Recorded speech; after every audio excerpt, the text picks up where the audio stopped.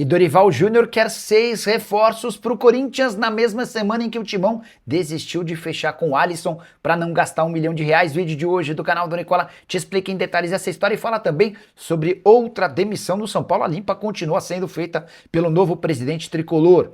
Bora te atualizar também sobre a saída de Rafael Veiga, agora fechada. E Paquetá, que chorou em seu desembarque no Rio de Janeiro, super emocionado com o acordo com o Flamengo. Falo também sobre o Galo, Cruzeiro, últimas do mercado, futuro do Tiquinho, Ederson e o Brasileirão, tendo seus direitos de transmissão vendidos para o exterior.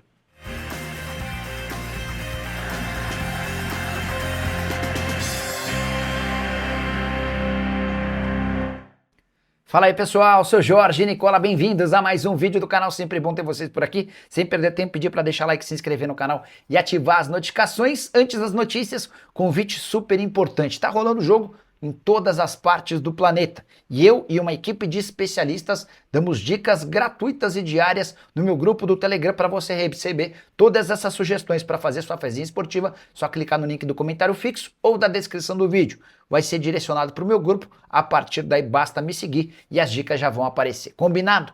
Agora sim, bora começar esse vídeo com aquele tradicional giro de notícias para contar que a Justiça atendeu a um pedido do Clube Social do Botafogo e proibiu John Textor de vender atletas. John havia descumprido essa obrigação judicial quando fez negócios por Davi Ricardo, Marlon Freitas e Savarino. Já o Clube Atlético Mineiro fez sondagem por Moscardo. Você vai lembrar dele, volante revelado pelo Corinthians e vendido para o PSG. O PSG recentemente o emprestou para o Braga. E a ideia do PSG é que o Moscardo não volte ao Brasil por agora. Negócio com o Atlético está descartado.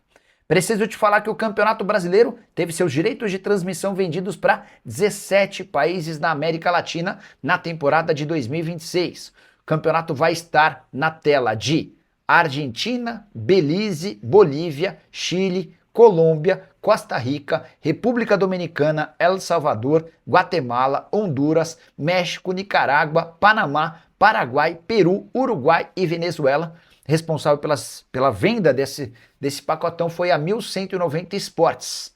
Serão 76 jogos exibidos. Para esses países que eu citei, 2 partidas por rodada. A única exceção é de jogos do Flamengo como mandante. Você sabe, o Flamengo havia vendido direitos de transmissão internacionais dos seus jogos em casa, exclusivos para torcedores do Flamengo que assinam a Flá TV do fora do país. Quero te trazer uma informação exclusiva que envolve o volante Ederson. Você lembra dele, né? Jogador formado no Cruzeiro, com passagem pelo Corinthians, que defende a Atalanta e vira e mexe é convocado para a seleção brasileira. Pois bem, o empresário dele, o André Cury, está em Madrid, discutindo detalhes para tentar avançar num acordo com o Atlético de Madrid.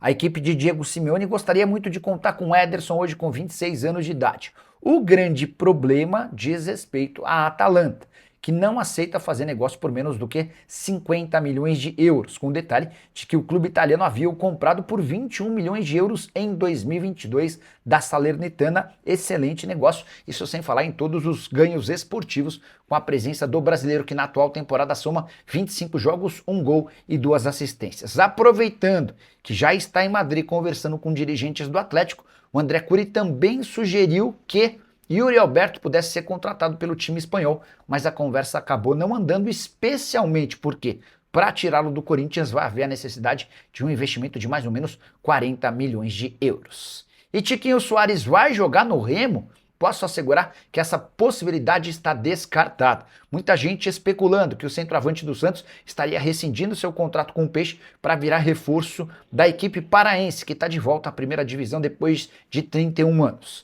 Nem vai acontecer a rescisão de contrato no Santos, nem vai haver o acordo com o Remo. Hoje, Tiquinho está mais perto de ser emprestado para outro clube que ainda não teve sua identidade revelada. Jogador contratado do Botafogo, onde chegou a viver grandes momentos. A primeira temporada do Tiquinho no Santos não foi das melhores. 40 jogos, 7 gols e 4 assistências. A verdade é que o Santos decidiu excluí-lo da atual temporada. Tiquinho nem chega a estrear para forçá-lo a deixar o clube, tudo por causa dos seus salários de R$1,5 milhão por mês.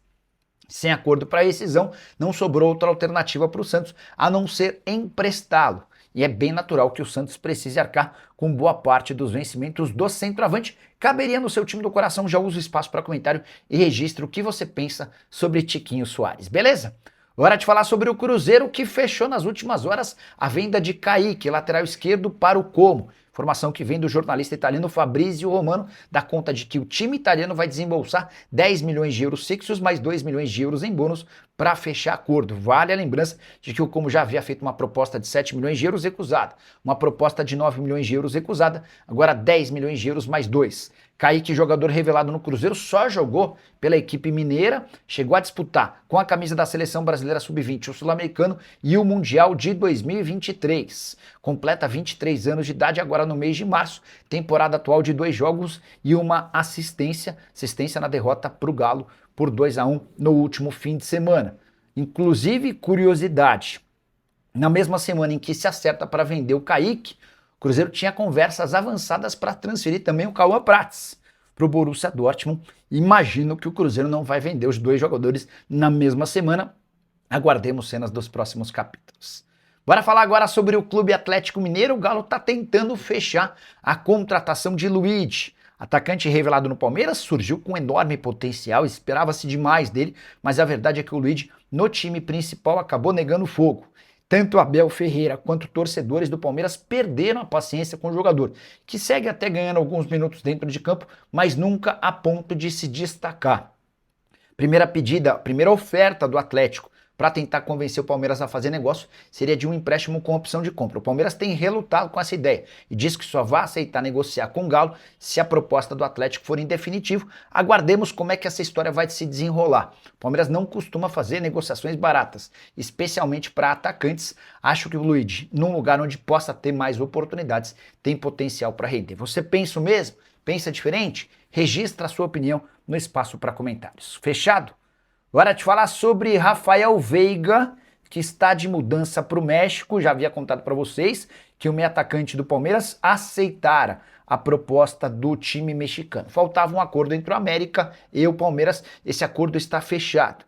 Veiga embarca nas próximas horas para a realização de exames médicos e assinatura do contrato, empréstimo de $1,5 milhão ou 8 milhões de reais. Esse empréstimo termina em dezembro. O América tem até 15 de dezembro para comprá-lo por $6 milhões ou 32 milhões de reais. A operação total pode ficar em 40 milhões de reais. Palmeiras tinha a intenção de vendê-lo por cifras maiores, mas percebeu que não há tantos interessados. E o fato de o Veiga ganhar quase 2 milhões de reais por mês era outro enorme impeditivo, ou entrave, na busca por outros clubes. Com o fato de o Veiga ter perdido espaço, rendimento, importante para o Palmeiras abrir mão do atleta, garantindo um alívio na folha. Essa grana deve ser utilizada para a contratação de um jogador mais protagonista no elenco de Abel Ferreira. A pergunta que fica é: Veiga merecia ser emprestado? Essas cifras são boas? Você abriria mão do jogador que foi tão importante, especialmente entre 2020 e 2023? Gostaria de saber o que você pensa sobre o tema, beleza? Hora de falar sobre Paquetá, que desembarcou no Rio de Janeiro pela manhã e chorou enquanto falava sobre seu acerto com o rubro-negro. Essa frase é bem bonita. Eu sei que talvez o Flamengo nem precisasse de mim, mas eu precisava do Flamengo, disse o meio atacante em entrevista à Flá TV, em meio enquanto ele chorava, os olhos lacrimejavam, enfim. Essa declaração forte foi dada ao lado dos 2 filhos e da esposa. Ele ainda completa: eu precisava disso, foram 2 anos e meio longos para mim. Nós suportamos muita coisa, eu e minha família, passamos por muita coisa e sempre vi o apoio de quem esteve ao meu lado, sempre dizia que queria ficar para resolver toda aquela questão. Ele diz respeito àquele episódio das investigações e da possibilidade, inclusive, de ter sua carreira encerrada por conta da possibilidade de ter participado de esquema de apostas esportivas. No fim das contas, o Paquetá foi absolvido e decidiu voltar ao Brasil para jogar no seu clube do coração. Paquetá, que vai vestir a camisa 20. Entre as possibilidades apresentadas para ele, a 20 foi a que mais lhe agradou, porque Vinícius Júnior, seu parceiro dos tempos de Fla, jogava com a 20 no rubro-negro. Bora falar sobre o São Paulo, e a limpa continua. O presidente Harry Assis havia afirmado, assim que tomou posse, que faria pequenas mudanças. A verdade é que ele está acabando com todas as pessoas mais próximas de Júlio Casares. Nessa quinta-feira, a demissão foi de José Eduardo Martins, que era diretor de comunicação do São Paulo. Antes, o Assis também já havia demitido o Márcio Carlomagno, que atuava como uma espécie de superintendente ou CEO do clube, além de Dedé, diretor social. também dá para cravar que Mara Casares e Douglas Schwartzman, diretora feminina e diretor da base, não voltarão em hipótese alguma. Eles haviam sido afastados, pediram para se afastar depois da divulgação daquele áudio absolutamente comprometedor que causou o impeachment de Júlio Casares. Importante contar que Moreto pode ser o próximo. Ele é diretor adjunto das categorias de base e tem sido muito pressionado, o Macis, a demitir também o Moreto. Uma das consequências da perda de força do Moreto na base é o retorno do Biasotto, que era gerente executivo da base, acabou sendo promovido ou deslocado para o profissional por conta da uma relação com o Moreto e com o Douglas Schwartzman. Douglas já caiu, o Moreto está muito enfraquecido, Biasotto acabou voltando para Cotia. Pergunta que eu deixo para o torcedor do São Paulo: essas mexidas do novo presidente tricolor te agradam? Você acha que de fato as pessoas mais próximas do Júlio precisavam sair? Use o espaço para comentário e registre a sua opinião. Hora de falar sobre o Corinthians. Dorival Júnior está completamente fora da realidade. Depois de perder para o Bahia dentro de casa, Vila Belmiro de virada, nessa quarta-feira, o treinador disse que o Timão precisa de 6 reforços. Mas chegou a citar Gerson e Malcom como 2 atletas que foram procurados pelo Corinthians. Essas declarações não poderiam ter saído em pior hora.